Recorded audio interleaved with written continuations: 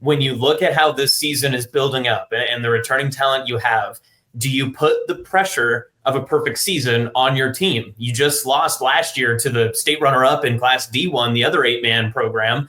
Is that something that's realistic or something you've talked about? No. And even last year, we didn't talk about a perfect season. And to be honest with you, a perfect season doesn't matter. Um, all we care about is like last year. Hey, we don't care about the road that we took. It's where are we at the end of the season? Are we hoisting the trophy or not? And if we have a couple bumps in the road, that might be the case. But just like with last year, we were so thankful that we lost. This is going to be weird to say that we lost to Stanton because it exposed all the weaknesses that we had. And then through the rest of the season, we were able to build on those and improve on those.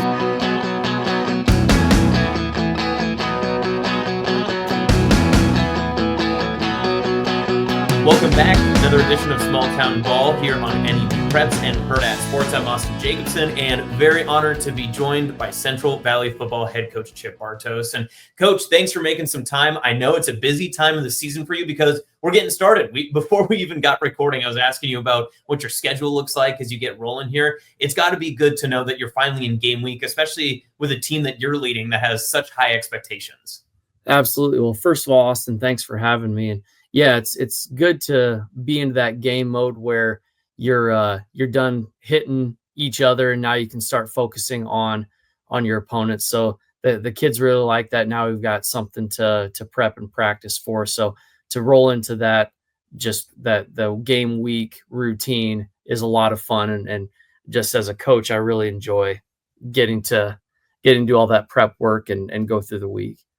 So how different has this offseason and leading into this week one been compared to seasons past? Because we'll get into it later, but Central Valley has been such a powerful program over the past really 6, 7, 8 years. You've won 10 win seasons over the past 3 years, but last year you finally climbed to the top of that mountain. You won the Class D2 title. Did you notice a little bit of a difference in the transition from trying to achieve that championship to where your team is now defending their title?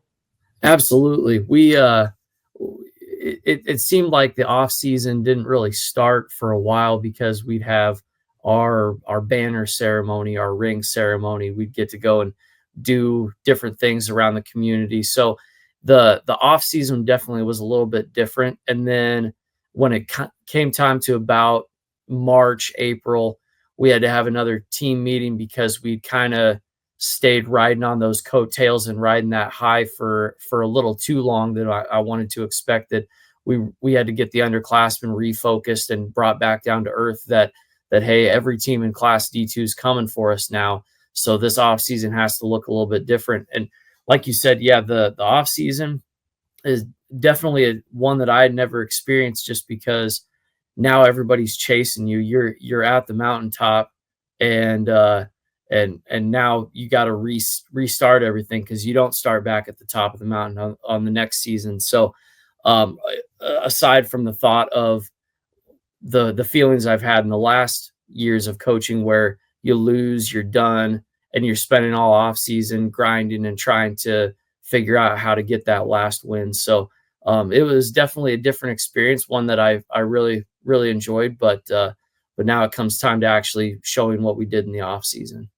So how did that mind switch come? Like after you had that team meeting, March, April, whenever you said that was, did you notice right away when you got into off-season training that you noticed a little bit of a different leadership style? Was it something that from that meeting kind of spurned right away? What was that mentality change that you noticed just from your team from that moment to where you guys are now heading into week one? It was a slow process just because we still had kids doing spring sports and stuff. So the seniors that had led the team were still there, but we started to notice it in greater attendance during the morning workout sessions and stuff like that. And then I kind of called out some underclassmen that were stepping into starting roles. Hey, this is your chance to step up and be a leader because we're losing all those senior leaders from last year's team. So I got to see a lot of that. And then it really hit during the summer with our summer weights and our attendance and stuff like that. We had just insane attendance this summer by the entire football team, which was really great to see. And a lot of that came from kids holding each other accountable, but it also came from the kids just want to be there together with each other. They want to spend that time together, and they know that it makes it a lot more tolerable, the grind, if you will, that you're doing it with all of your teammates there, and nobody's missing. So that was really encouraging to see. They took that and they ran with it, and hopefully it pays off once the season starts. So looking at, just how that transition went, last question I'll ask about just like the title defense and all that stuff, right? Before we get into what this season looks like. But Central Valley is so unique, much like a lot of these other smaller communities, and especially in 8-man football, that you got a lot of places that you got kids coming from, a lot of different communities you represent. So how many different parades did you actually have to do? Or was it just one long highway trip that you guys just told everyone to meet at this stretch and everyone just celebrated there? Well, to be honest, we never really got a parade or a highway trip or anything like that, because all the kids, none of the kids rode the bus back home from the state championship game. So, so we didn't really have much there, but we had a couple different ceremonies when the kids, like I said, when we unveiled our banner, when we got our rings and stuff like that. So we let it spread on for a little while, but no, we didn't do a special parade at each town. But that's one thing I will have to put a plug for our community. I've never coached in a community like this, and I've coached in small towns and grew up, went to high school in a small town. This community, this area is second to none, just with the buy-in from the parents and the community, the support that we get. To, like you said, we got kids coming from everywhere, from multiple different communities. For them to commit to coming to summer weights, driving 20, 25 miles at least every morning one way to come and lift, it shows the commitment, and it shows that the community has instilled, like, hey, this is the standard.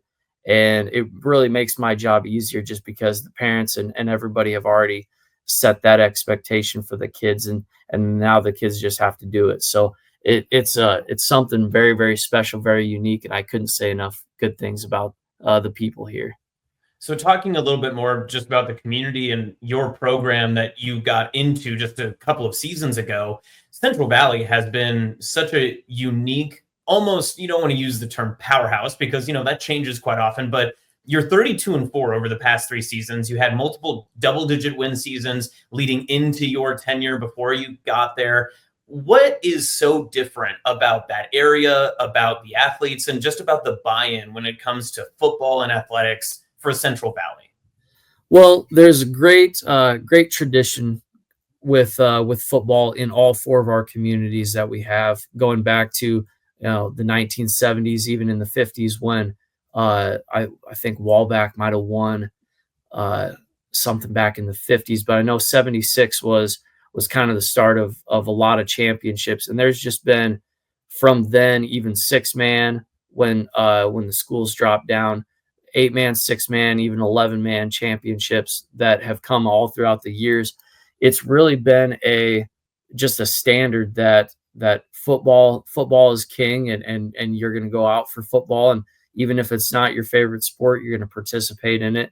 And that's just kind of just an unwritten, unsaid rule of the communities. And so that really helps me out, because we have amazing participation in our football program. We don't have kids walking the halls that should be on the team, maybe 1 or 2, but we're getting the vast majority of athletes out for the sport.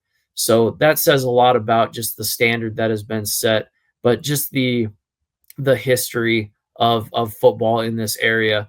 When I first got this job, Huskerland Bob told me, he goes, "You're going to a sleeping giant of football powerhouse," and he goes, "I wouldn't be surprised if you guys have a great season in a couple of years." And shoot, he was right about it. And I didn't realize till I got here just how amazing and how powerful football was in this community. So that really helped out. And then it just took me making sure that I instilled the right values in the kids, set the right standards, and just led the program the right way. and got the kids to buy in, and then it all fell into place. So the groundwork was laid. We just had to break through, I guess. You already had success from Giltner. You moved to Central Valley. You're being told by Huskerland Bob, hey, you're supposed to, have these great seasons ahead. How much pressure does that put on you, just as the head coach, to know that the expectation's so high, and now you have to make sure that the program performs to a certain level that everyone is kind of anticipating you to get to? Yeah, there was a little bit of pressure, and probably a lot of it put on by myself, just because, like you said, all those outside voices, whether I heard them or not, and yeah, the success that they had. And the other thing was coming from, like you said, I had success at Giltner, but we also had a couple down years before coming to Central Valley. So it was one of those things where I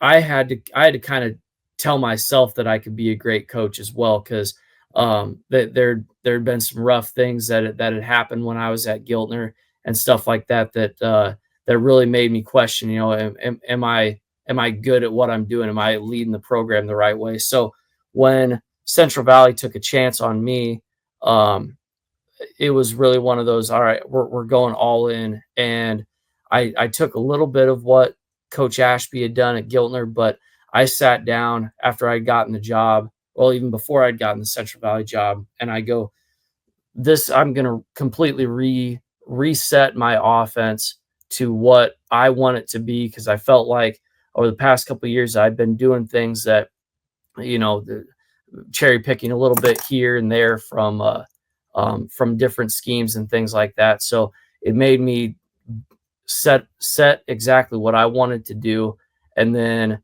when I laid it out on the table for the boys, this is the offense we're running, this is the defense we're running, this is how we're going to do it. And they bought into it, because they could tell that I was completely bought into what we were going to do as well. And then obviously you got to have a few players and athletes that can run the scheme for you. But it was one of those things where I didn't want to let people down here, but I mostly didn't want to let myself down. That was the biggest thing, was I needed to get some confidence for myself as a coach, and Central Valley definitely helped out with that. So you mentioned going back to your coaching roots and rebuilding your offense. What's been your stamp on this program over the past 3 years? Because it's a 10-2, a 10-1, and then a state championship season. We mentioned it earlier, 32-4. I mean, that's a record that all coaches would love to have.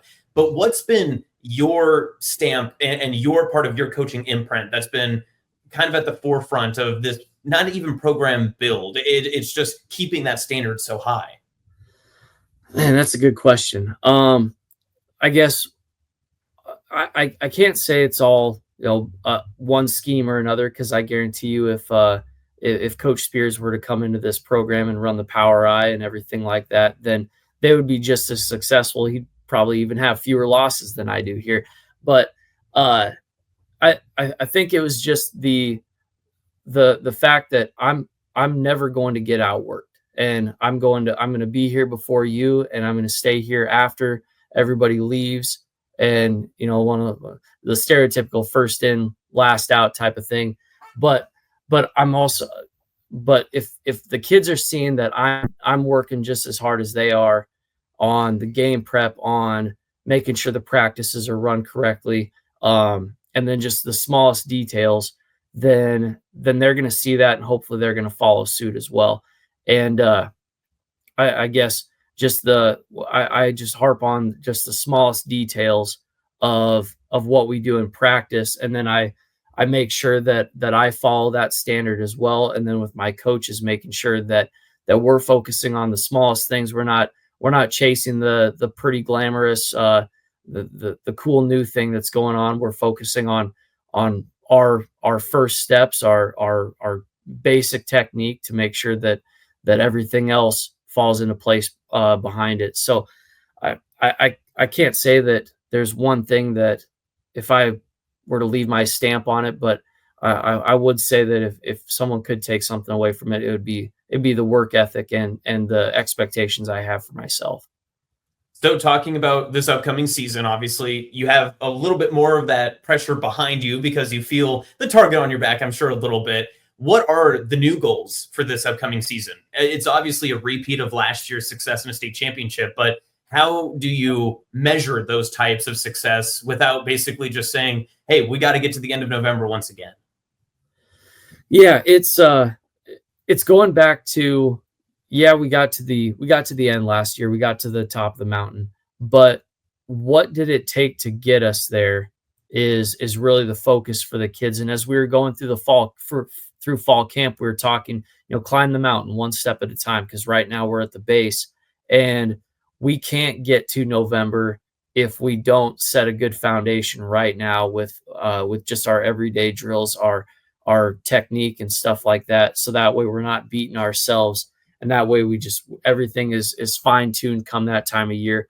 But yeah, it's got to be much more focused. It's got to be much more just attention to detail, because like you said, everybody is coming for us. They're trying to knock out the champion. And one of my best friends, who's the head coach at Lawrence Nelson, says, Chip, I love you, but I'm freaking coming for you this year. And I'm like, well, that's yeah, that's how it should be, because you want to knock off that top team. So everything we do has to be just that much more prepared and everything like that. So hopefully we can get back to, like you said, those late November games again. But it all starts now with the habits that we're setting during practice and during our indie time and during our drill work.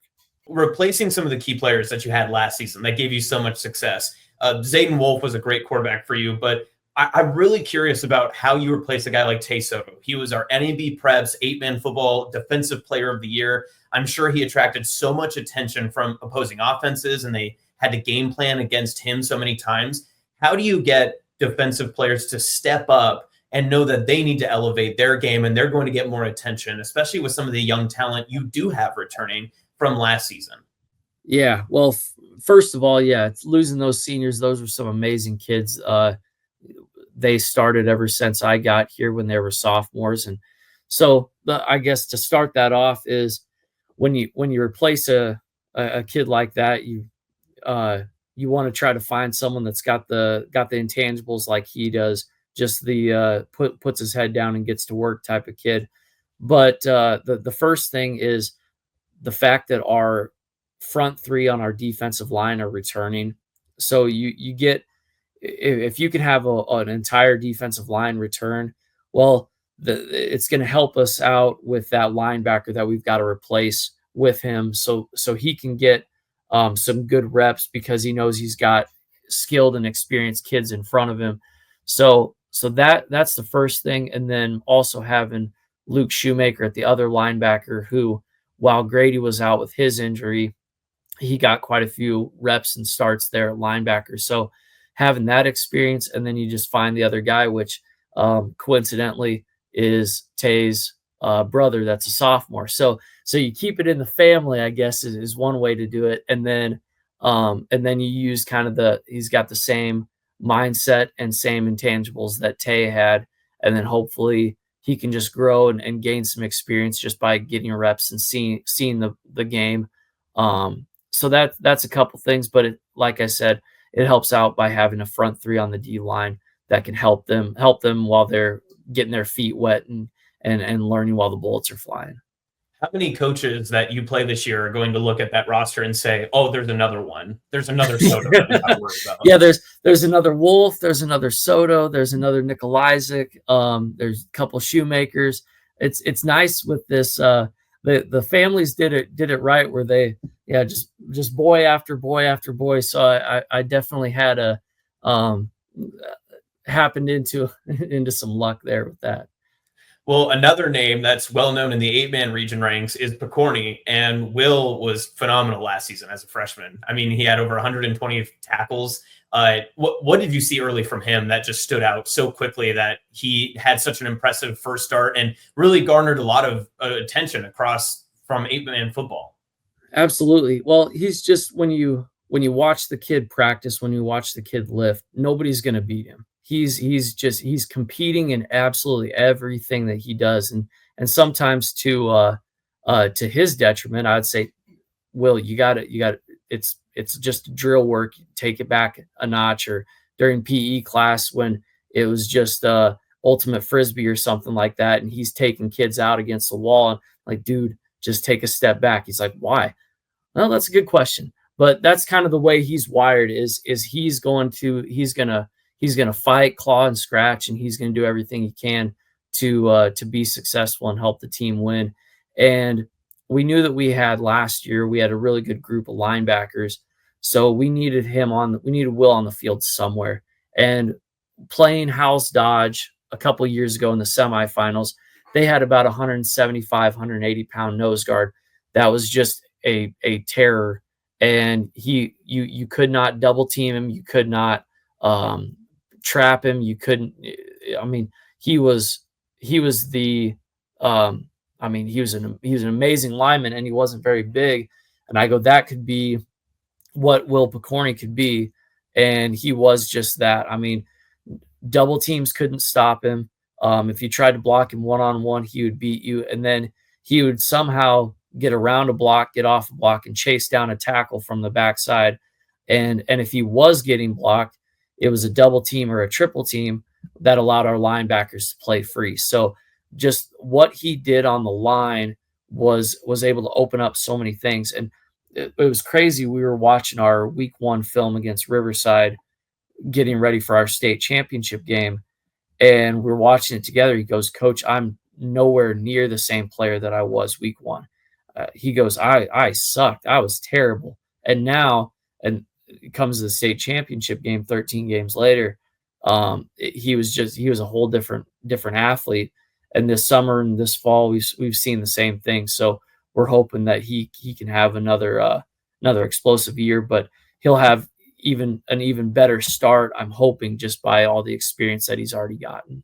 Coach, for this upcoming season, we've already talked about a couple of those key players, Luke Shoemaker, Picorni, that you're going to have to rely on, see their game elevate a little bit more if you want to get back to the state championship game. You do have to replace a quarterback and maybe a little bit more offensive pieces. Who are those other names you've seen so far that you're expecting to make that hopefully 13-game improvement like you saw from Will last year? Well, the quarterback battle was a great battle because we had Lincoln Nikolajczyk and Lane Foltz that both really competed for it this year.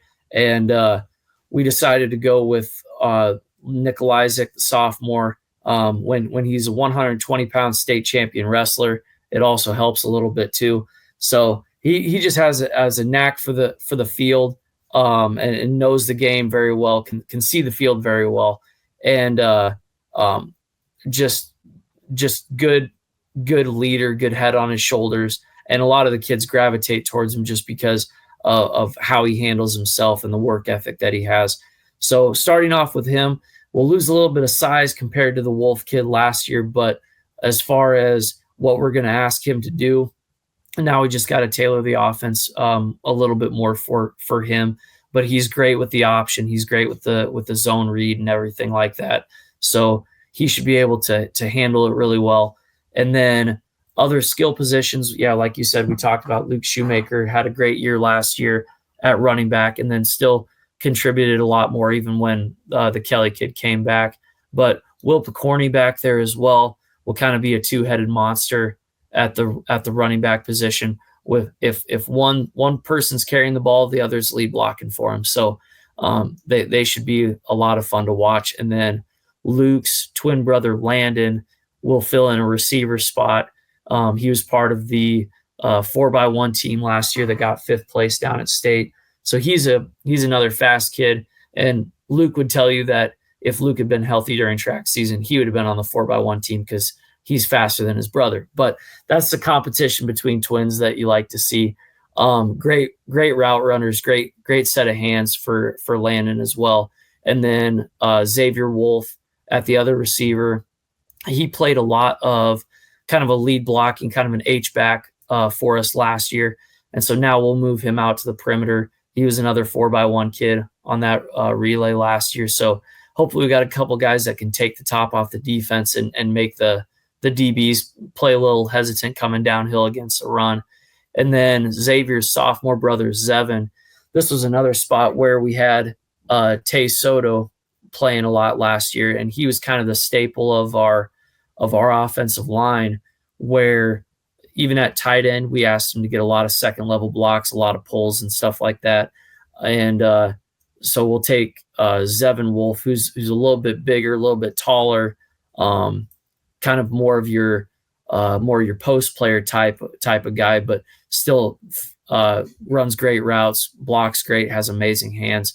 So he'll fill in at the tight end spot as well. So we've got a lot of great options at our skill positions to complement Luke with his experience.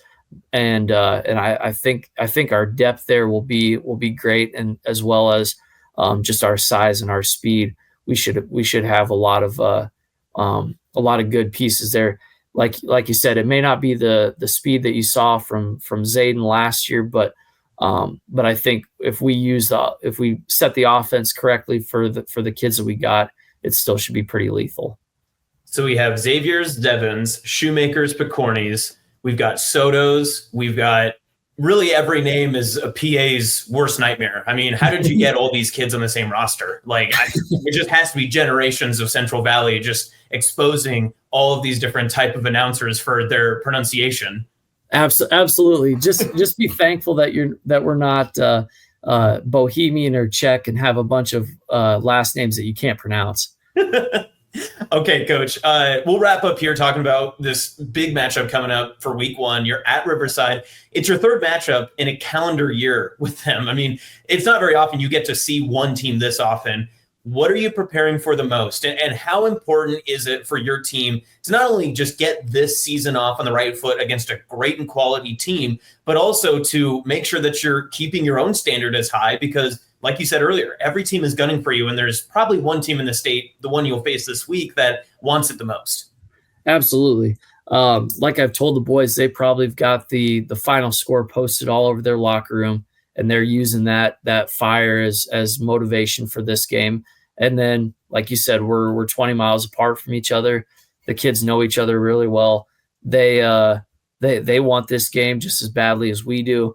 It all comes down to who's better prepared, who's got the little things ironed out, more disciplined, and then it all comes down to who doesn't shoot themselves in the foot with possessions, penalties, and just all those little things that go into that. And that's kind of been our focus the last couple of weeks, and especially this week when we prepare for them, is we don't want to give them any option to have the momentum. So we need to we need to really focus on those small things, just the little things. And then, yeah, it's a rivalry. We want to beat them, and they want to beat us. But at the end of the day, it all comes down to performing on the field. And yeah, 3 times in 364 days, and you got to face them essentially in back-to-back games from last game of last season to first game here. So, but there's also been a lot of changes when you look at both teams. Both teams have lost a lot. Who they bring back, where do they fill in kids at those key positions that they lost as well, just like with us. So figuring that out, and then figuring out how we're going to adjust to a new head coach there. What philosophy is he running? Offensive, defensive system.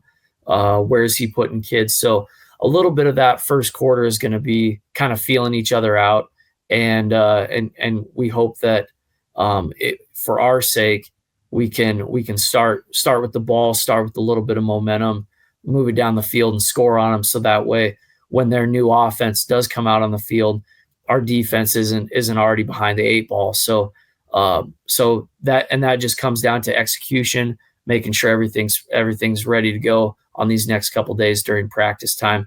So that way we can have hopefully the momentum in our favor once that first quarter ends. I know you have high expectations for yourself and for where this program can go and can be. A lot of preseason rankings, including our own, have Central Valley as the number 1 team in D2. When you look at how this season is building up and the returning talent you have, do you put the pressure of a perfect season on your team. You just lost last year to the state runner-up in Class D1, the other 8-man program. Is that something that's realistic or something you've talked about? No. And even last year, we didn't talk about a perfect season. And to be honest with you, a perfect season doesn't matter.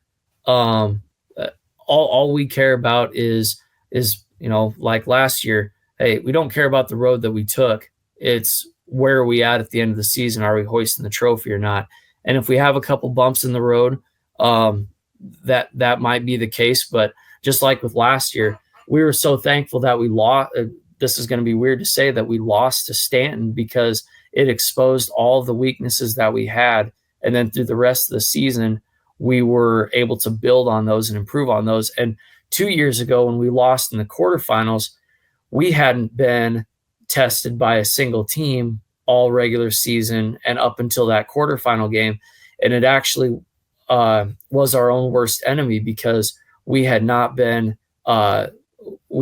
put into a situation where we were challenged at all. And when last year we had teams that actually did challenge us, it made us better because of it. So hopefully hopefully we don't have too many bumps in the road, but hopefully we have a lot of good learning and growing experiences that we can take from all of our games, whether they be wins or losses, that we can still use to improve upon and then help ourselves take that step by step down to Memorial Stadium or wherever our road ends up at. But we also you mentioned the rankings.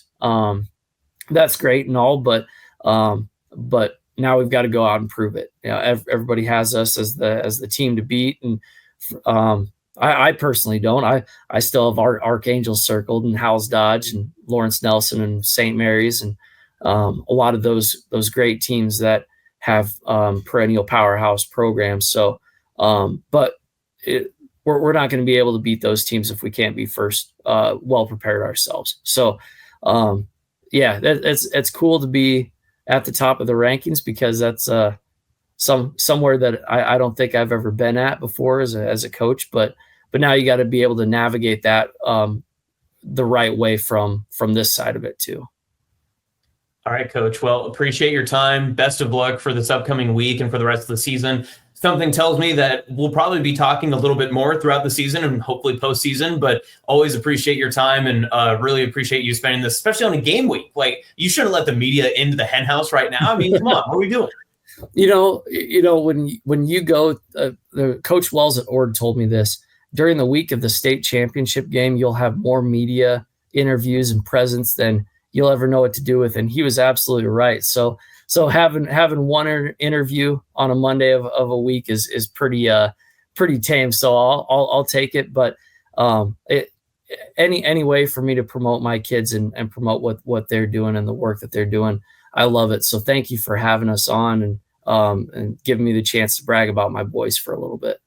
Well, anytime, Coach. Appreciate it. Best of luck this season. As that was head coach Chip Bartos of Central Valley hanging out with us today on Small Town Ball. If you're looking for past episodes, preseason, everything you need to get ready for this upcoming year, you can find it all at Hurrdat Sports and NEB Preps. For myself, Austin Jacobsen, we'll see you again next time, and we're looking forward for a full football season as the fall kicks off here sooner rather than later right here with Hurrdat Sports and NEB Preps.